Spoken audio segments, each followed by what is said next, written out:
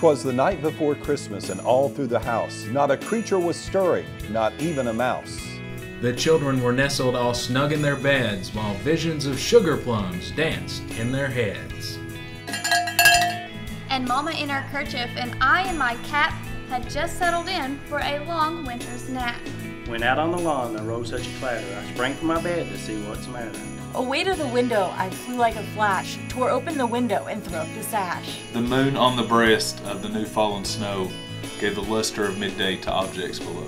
When what to my wondering eyes did appear but a miniature sleigh and 8 tiny reindeer. With a little old driver so lively and quick, I knew in a moment it must be Saint Nick.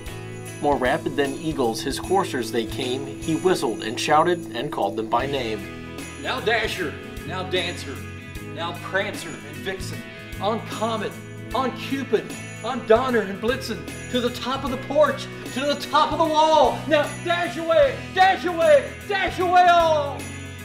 As dry leaves that before the wild hurricane fly, when they meet with an obstacle, mount to the sky. So up to the housetop the coursers they flew, with a sleigh full of toys and St. Nicholas too. And then in a twinkling I heard on the roof the prancing and pawing of each little hoof.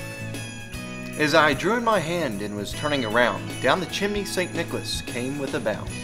He was dressed in all fur from his head to his foot, and his clothes were all tarnished with ashes and soot.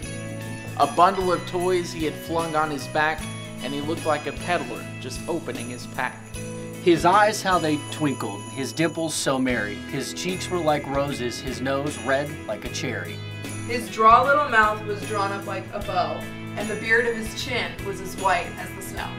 The stump of his pipe he held tight at his teeth, and the smoke it encircled his head like a wreath. He had a broad face and a little round belly that shook when he laughed like a bowl full of jelly.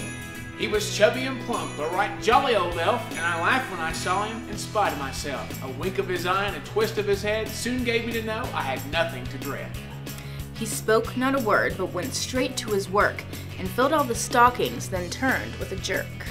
And laying the finger aside of his nose, and a nod of his head, up the chimney he rose.